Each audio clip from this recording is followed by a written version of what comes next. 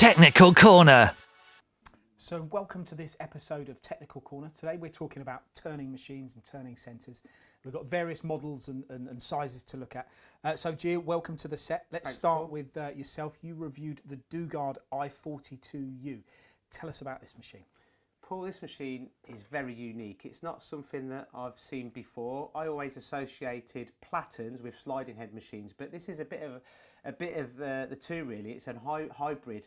The main spindle is fixed. The second spindle moves towards the back, the forward platen.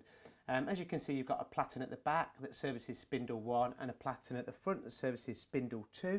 They both have B-axis and Can they work either on or? No, the back one services the main spindle and the front one services the second spindle, but the second spindle moves towards the platen at the front of the machine.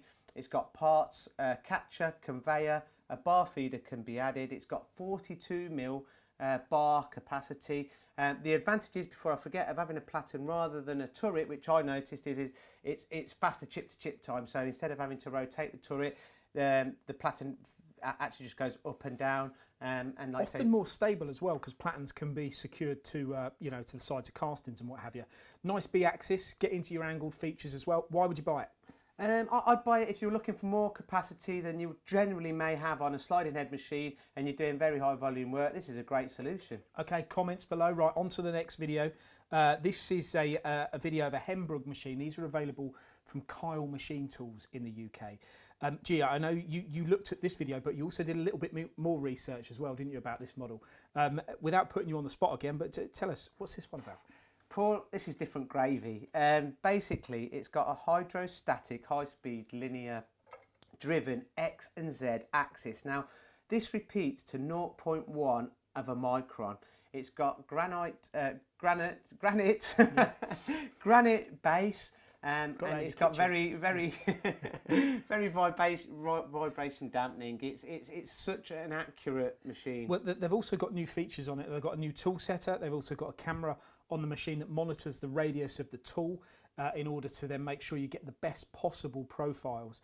And you're right, 0.1 of a micron plus or minus. So yeah, where does it fit and why would you buy it?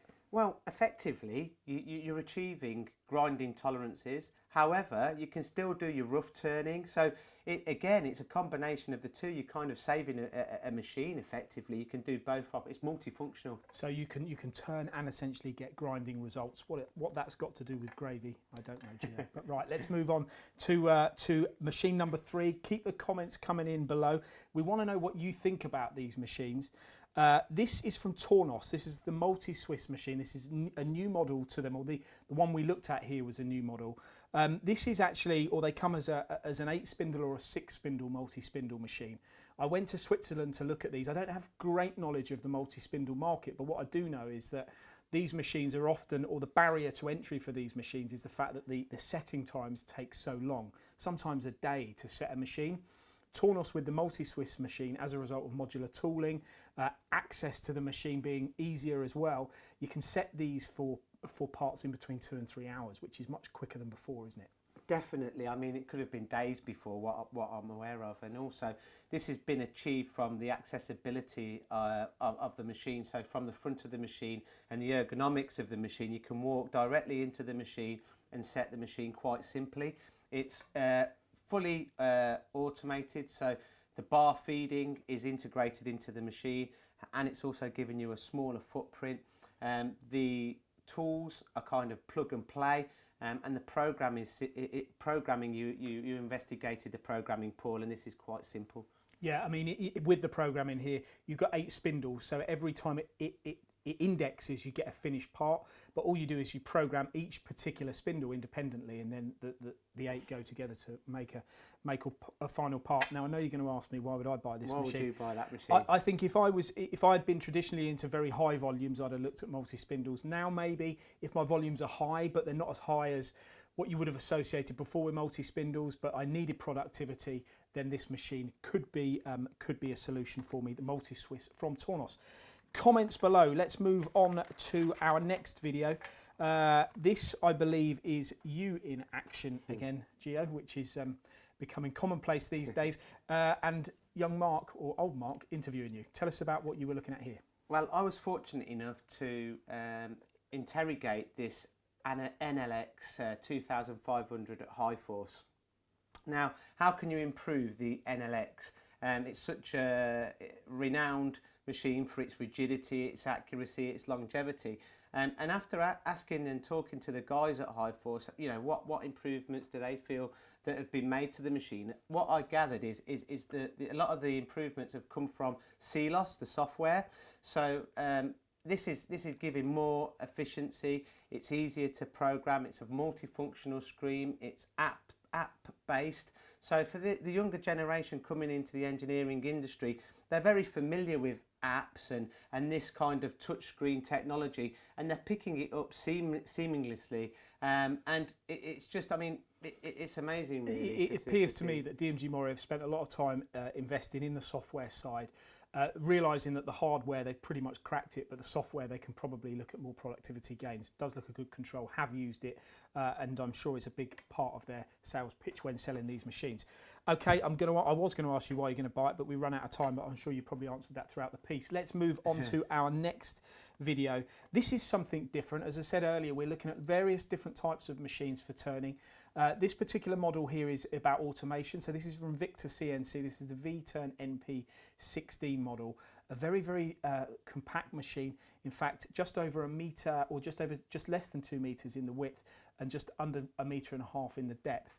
This particular model on show here had an automation cell. I think it's an easy way automation cell with it here on the left-hand side of the machine, which turns the parts over, loads the machines. It's a single spindle machine with mill drill function. But I think the highlight here is the automation and the size of the footprint. I mean, one complete automated solution in such a small footprint. Only one spindle, but the robot turns a component around and do a second operation.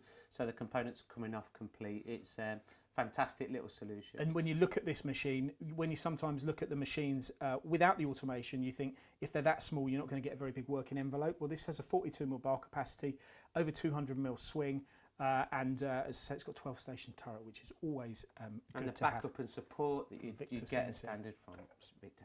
And that's why I'd buy this. Keep the comments coming below on this technical corner. Gio, right, let's go on to onto our next piece. Now, this is all about size, this particular machine, isn't it? I mean, when we look at this, we check this out together from Ahem Status. It's a Tuscan lathe, 4 metres in turning length, a machine for, and I'm going to beat you to it, £165,000 available from stock. That's some deal, isn't it? It's an unbelievable value for money. I mean, when you take into consideration it's a solid casting, that this machine weighs 6 tons. It comes with a 4-jaw, 32-inch independent scroll chuck, boring bar, steady rests, all a standard with the machine. All of these accessories, FANUC control, the machine's fully enclosed, swarf evacuation either side of the casting. Value for money, you know. I can't kind of.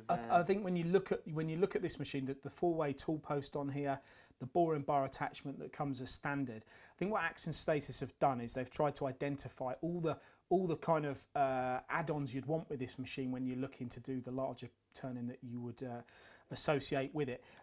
Yeah, why are you going to buy this then? In summary, Gio, if I was doing very large turn parts and I was looking for great value for money, this would be the machine I'd buy all day long. Great. Okay, let's move on to our next piece. Comments below. Keep the comments on the machines that you see coming on YouTube, because we're always interested in feedback of not only what you think of the machines, but what you think of the show as well. Julian Franklin here from TWE Ward gave us a few minutes of his time to look at the Hyundia Wia range of machines. This is our final piece today on today's Technical Corner. The biggest thing for me about the Hyundai Wia is the fact that there are so many different models. This is the 400 LMC, but the machine can come as just the MC or just the C, or without mill drill, with the long bed, without it, with Y-axis, without, and with sub-spindles and without. So it kind of starts, I don't know, well, it starts one way and finishes somewhere else, but it's a massive, massive range. They're very heavy duty machines, and Julian was very good at kind of expelling the virtues of how good these machines are. What did you think?